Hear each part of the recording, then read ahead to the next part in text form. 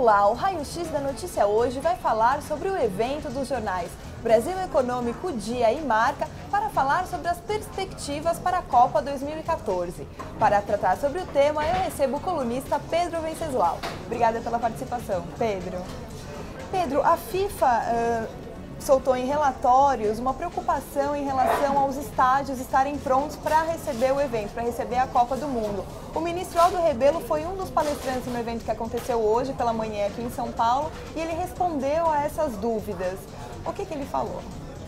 Bom, a FIFA soltou anteontem, na verdade não foi a FIFA que soltou, a FIFA produziu um relatório interno que acabou vazando para a imprensa. Na segunda-feira, um relatório questionando os prazos de alguns estádios, as obras de alguns estádios, e ontem saiu outro relatório questionando a tabela da Copa das Confederações, trabalhando com 4 tabelas diferentes para a Copa das Confederações, o que significa que a FIFA não está muito confiante que os estádios que vão receber a Copa das Confederações, que é em 2013, evento que antecede a Copa do Mundo, estarão prontos até lá. Então isso acabou sendo o tema que dominou o debate com o ministro Aldo Rebelo hoje. Ele respondeu que a FIFA tem critérios diferentes do que tem o governo brasileiro e as próprias empreiteiras para julgar o andamento de uma obra, dá pesos diferentes para etapas da obra, por exemplo, a cobertura dos estádios tem um peso, a demolição tem outros, garantiu que as obras estão sim em dia e prometeu que 6 estádios brasileiros, 6 capitais brasileiras vão receber a Copa das Confederações.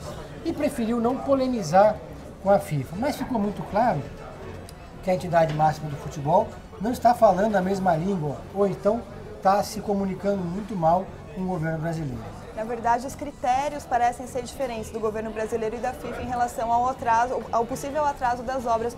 E foi falado as obras como estão? Tem muitos estádios que realmente estão em atraso, tiveram problemas ali. Como que está, Pedro? O estádio que mais preocupa a FIFA e que tem um cronograma mais apertado é o estádio de Recife, Pernambuco. Esse estádio tem previsão, se não me engano, de ficar pronto em fevereiro de 2013. Nenhuma obra pode passar em fevereiro de 2013. Isso é um limite perigoso, inclusive, porque a Copa é no meio do ano. A maioria dos estádios, e é preferível que seja assim, deve ficar pronta em dezembro de 2013.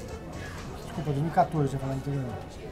Até fevereiro de 2014. Então o estádio que mais preocupa é o estádio de Pernambuco, o estádio da Bahia também preocupa, o estádio do Distrito Federal também é um estádio que preocupa. Que são alguns dos estádios que mais preocupam a FIFA.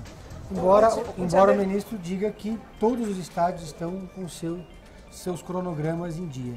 A abertura que vai ser aqui no Itaquerão, em São Paulo, como que está? Foi comentado alguma coisa desse estádio específico, Pedro? Não, o estádio do Itaquerão anda com um ritmo normal, está dentro do cronograma, mas tem previsão de ser entregue, também é um dos últimos que vai ser entregue. Vai ser bem aqui em São apertadinho Paulo. o prazo. Mas não há outra opção, não existe plano B, a abertura da Copa vai ser no Brasil, a final vai ser no Maracanã. O único perigo da final ser no Maracanã é que o Brasil corre um sério risco de que a sua seleção não jogue no Rio de Janeiro. Porque pouca gente confia hoje que a seleção brasileira vai ser campeã mundial.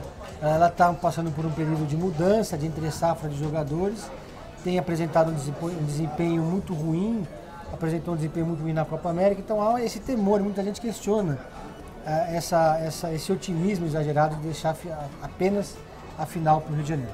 Para a gente terminar rapidinho, Pedro, qual a conclusão que se chegou no evento? Que a Copa do Mundo no Brasil vai ser mais parecida com a da Alemanha em 2006 ou com a da África do Sul em 2010? Então são 2 exemplos interessantes, porque são 2 exemplos antagônicos, né? A África do Sul é um país que não tinha praticamente nenhuma infraestrutura e teve que se reinventar para receber a Copa do Mundo. Foi o país que mais cedeu em termos das exigências da FIFA, mudou a sua legislação, enfim. É um exemplo de país que fez de tudo para receber a Copa. Já a Alemanha é um país diametralmente oposto à África do Sul nesse sentido. Ela já tinha estádios que eram muito bons, já tinha uma infraestrutura muito boa, e não só não cedeu às pressões da FIFA, como impôs algumas questões, como por exemplo a venda de bebidas alemãs nos estádios, né? A FIFA exigia que apenas as cervejas das marcas patrocinadoras que são norte-americanas fossem vendidas nos estádios. E a Alemanha conseguiu reverter isso e impor que cervejas alemãs fossem vendidas nos estádios. O ministro acha que o Brasil ele se aproxima mais do caso da Alemanha do que da África do Sul. Não é um pouco otimista demais? O Brasil tem mais infraestrutura do que a Alemanha tinha, mas também teve que ceder... Do que a Alemanha tinha? Do que a África do Sul tinha. Mas teve que ceder muito em termos de legislação. A Lei Geral da Copa teve que alterar o estatuto do torcedor, não pode vender bebidas de estados brasileiros. Isso foi uma concessão importante. Então, eu acredito, na minha opinião, que o Brasil está entre os dois exemplos. Acho que não está tão próximo da Alemanha, como diz o Aldo, mas também não está tão próximo da África do Sul. Então, os torcedores brasileiros podem ficar tranquilos que a Copa vai ser aqui no Brasil e vai acontecer tudo de maneira correta, Pedro? O representante da UEFA, que foi, quer dizer, coordenador da Copa da UEFA em Portugal em 2004, estava no evento, o Laranjo, e usou esse exemplo, né, que em todas as competições internacionais feitas pela FIFA ou pela UEFA, existe sempre um plano B, porque é necessário que exista, pode acontecer uma catástrofe, mas não é o caso de achar que o Brasil vai ser substituído. No caso do Brasil, inclusive, o plano B seria a Copa do Mundo acontecer na Inglaterra, mas já não há mais tempo hábil para se organizar um plano B. Então a Copa do Mundo vai acontecer aqui. Tá certo, obrigada pela participação, Pedro. A matéria completa sobre o tema você acompanha na edição desta quinta-feira do Brasil Econômico.